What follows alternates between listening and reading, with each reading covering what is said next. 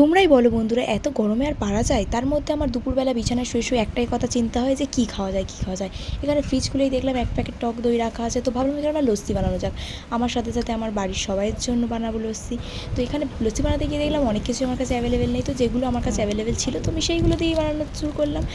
আগে সত্যি কথা বলতে আগে না আমি একদমই লস্যি জিনিসটা পছন্দ করতাম না, কেন জানি না। এখন আমার লস্যিটা একটু পছন্দের মধ্যে এসে গিয়েছে। তো এখানে যা কিছু আমার কাছে ছিল বাড়িতে অ্যাভেলেবেল সব কিছুই আমি লস্যিতে দিয়ে দিয়েছি। জানি না লস্যিটা কেমন খেতে হবে, তো চলো বানানো যাক। আর এখানে আমার একটা কাকা ছিল, তিনি আমাকে হেল্প করছিল লস্যি বানাতে, কারণ আমি এই ফার্স্ট টাইম বাড়িতে লস্যি বানাচ্ছি। এর আগে আমি কখনো বাড়িতে লস্যি বানাইনি। তো এই গরমকালের দুপুরবেলা লস্যি খেতে কার না ভালো লাগে। এখানে মা আর দিদা শুয়েছিল, তাদেরকে জিজ্ঞাসা করছিলাম লস্যি খাবে কি না। তো এখানে লস্যিগুলোকে আমি গ্লাসে ঢেলে নিয়েছি। আর এইরকম আরও অনেক ভিডিওসের জন্য চ্যানেলটা সাবস্ক্রাইব করে আমার পাশে থেকো। আর তোমরা চাইলে আমার চ্যানেলটা চেক আউট করে নিতে পারো, সেখানে আরও অনেক long video, shorts video upload আছে। তোমরা ভালো লাগলে সেগুলো দেখতে পারো।